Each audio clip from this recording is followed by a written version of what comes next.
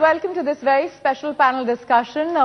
Very amazing speakers right here. A jury for the Economic Times Award led by Jamie Dimon and the Best of India Inc. And the big debate, well, slightly controversial as far as India Inc. goes. Are emerging markets truly going to become the new global leaders in today's world economic order? Is that the truth, or is that a bit of hype? Let me start that very debate with Jamie Dimon, the head of the jury. What do you think?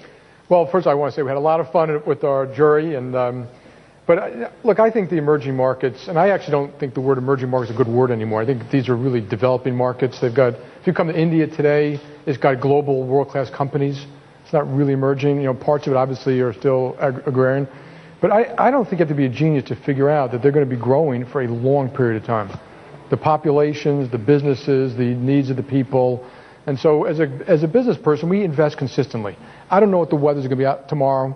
I don't know how bad it's going to get. I just do know we're going to be here for a long time in India, and I think same for China and Brazil, but Indonesia. You do see the crisis, so in one sense you have a pulse on some sort of a weather today. Do you think that emerging markets are going to be able to weather the crisis as people are expecting it to be the hot spot despite poor situation back in the developed world? Look, if you look at India, it not only weathered the crisis.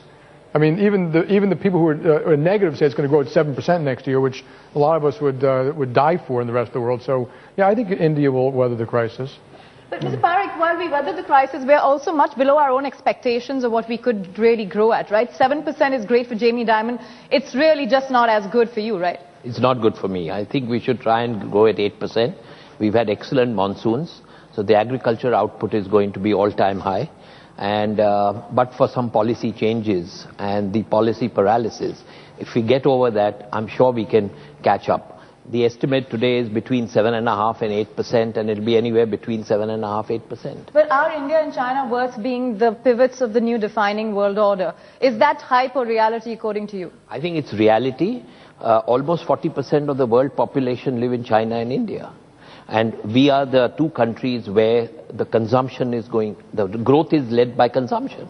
And with more people coming out of the poverty period, poverty line, and more people coming in the middle class, the consumption boom, the consumption demand is going to be phenomenal in the next couple of decades. We use that consumption story so often in the India story in one side. Anand, do you think that, while I know, of course, you have a lot at stake in this consumption story, to what extent do you think it's worth being bullish, even in tough times like these? There's always a relative situation.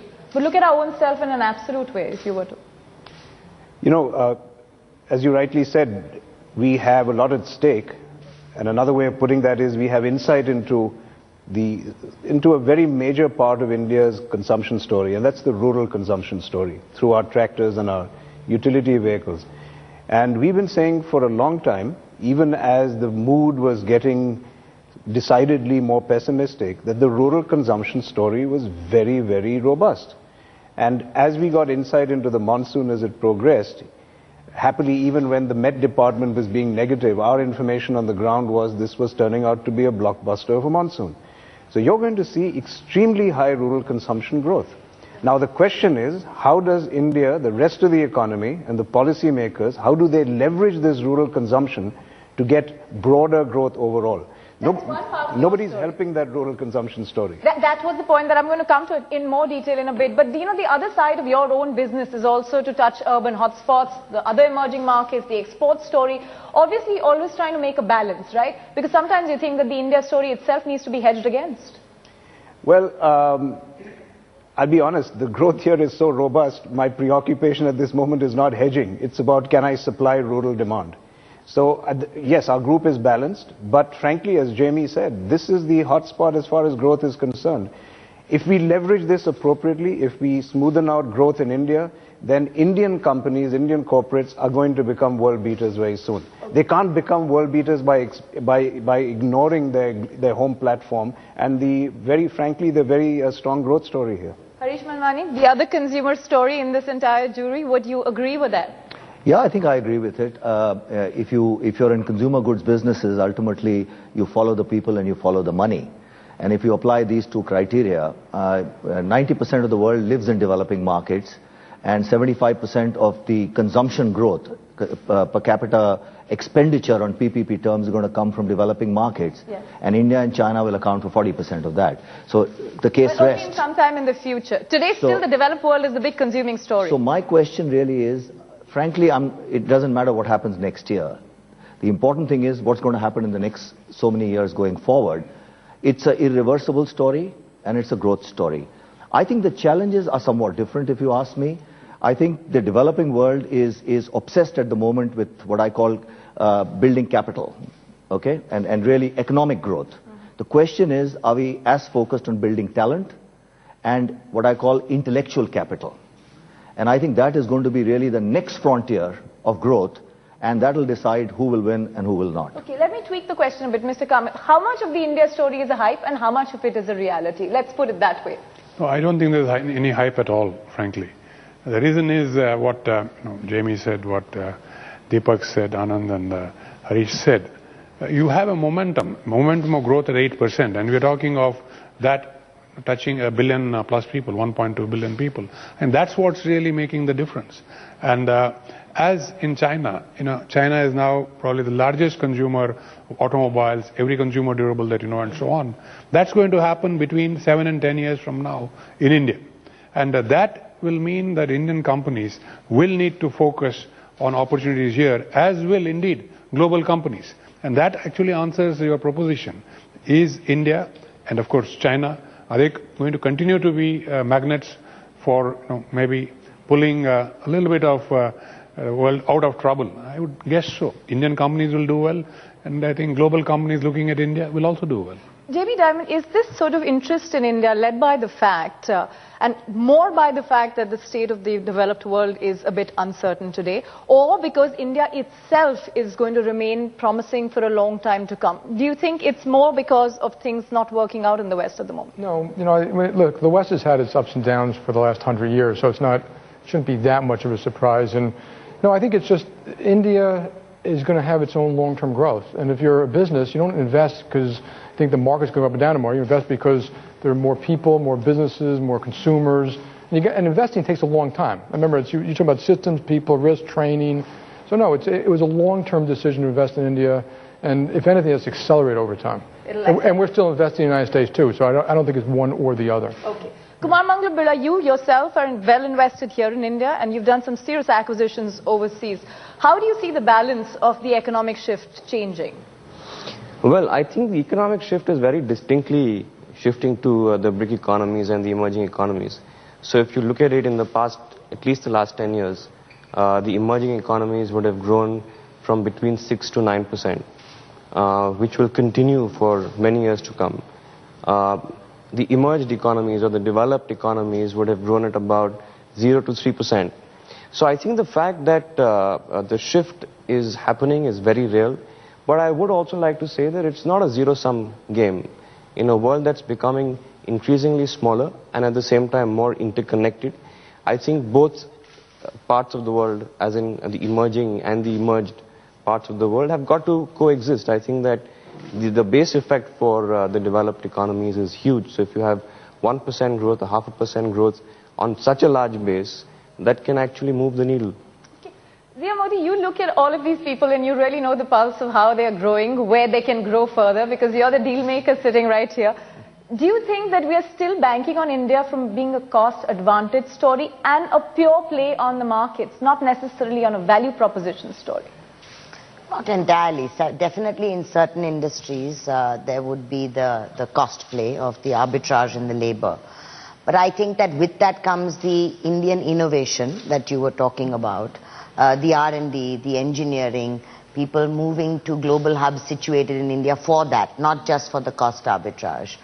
And I think that, the India Inc. going outward is also sending the message of our entrepreneurship and competitive advantage even when we are managing outbound.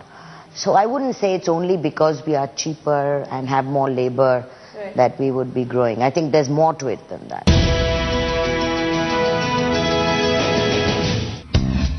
Quarterly results have the biggest impact on stock performance. We put the earnings in the right perspective with two leading experts' opinion. We'll pick the outperformers and identify the laggards. Get the perspective behind the performance on the preview, only on ET Now.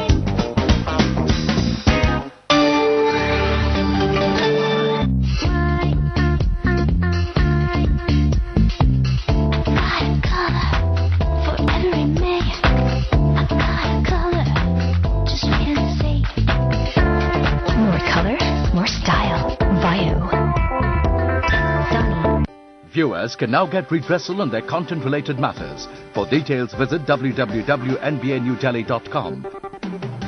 Issued in public interest by News Broadcasting Standards Authority, care of News Broadcasters Association, New Delhi.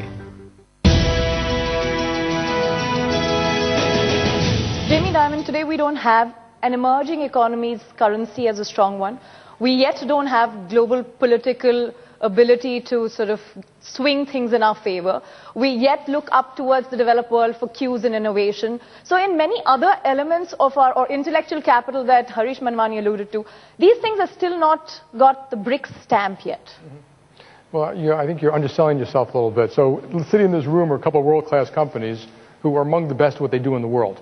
And there are a lot of people not in this room in technology, steel, et cetera, who are also the best in the world. But in India, I think it's a wonderful thing when you question yourself at all, how can you get better, how can you get faster? That's how you get better or faster. So a lot of countries I go to, they're very inward-looking. This is a country that wants to compete with the best and the brightest in the world, and they do on a lot of levels, and they will on more. Matter of fact, we did a case for J.P. Morgan employees and ICICI Bank about how well they do certain things, trying to teach our own people that we better be careful and not ever get complacent.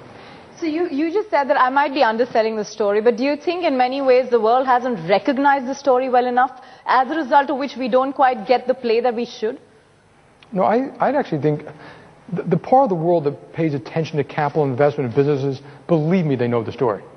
So if you go to other parts of the world, no, a lot of people, that's not the world they live in, but I think the world of business, we absolutely know. And the president came here not so long ago, and I wasn't on that particular trip. I heard from a lot of people on that trip that he was very impressed with India and how it's growing and how. He wanted us to open this market so that all American companies could cash in on it. Mr. Parekh, you're on the Indo-US CEO Forum.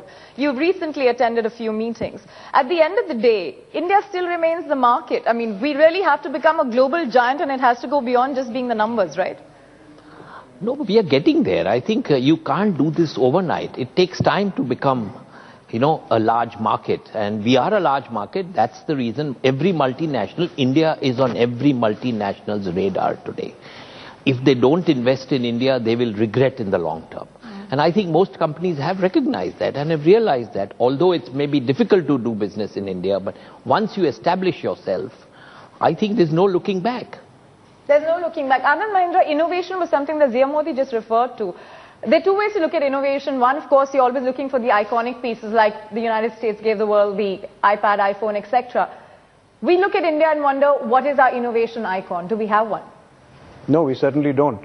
And I think in panel discussions like this, you always have to find a way to balance the wisdom that comes out of this, because of course India is a great opportunity. So let me balance my earlier enthusiasm and I'm sitting with so many bullish people here. Yeah, so I am of course bullish about the market, about rural consumption, but I am extremely frustrated about the very slow rate that we as Indian companies are adopting in order to make cutting edge innovation. We are good at incremental innovation. Yes.